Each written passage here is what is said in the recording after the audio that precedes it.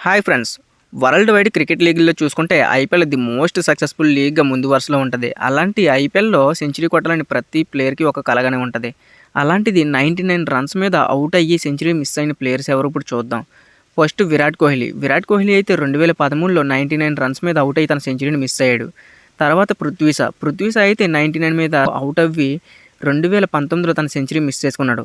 ఆ తర్వాత ఇషాన్ కిషన్ 2020లో 99 రన్స్ మీద ఔట్ అయ్యి తన సెంచరీని మిస్ చేసుకున్నాడు.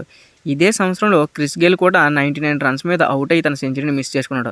Last and final Ruturaj Gaikwad 2022లో 99 రన్స్ మీద ఔట్ అయ్యి తన సెంచరీని మిస్ చేసుకున్నాడు. ఈ ప్లేయర్స్ అయితే ఐపీఎల్‌లో తన సెంచరీని ఒక్క రన్ తేడాతోనే మిస్ చేసుకున్న ప్లేయర్స్‌కి అయితే ఐపీఎల్ హిస్టరీలో మిగిలిపోయారు. మరి ఈ ప్లేయర్స్‌లో మీ ఫేవరెట్ ప్లేయర్స్ ఎవరో కింద కామెంట్ చేయండి అని నేను చెప్పక్కర్లేదు. ఎందుకంటే ప్రతి ఒక్కరికి మ్యాక్సిమం విరాట్ కోహ్లీ ఫేవరెట్‌గానే ఉంటాడు.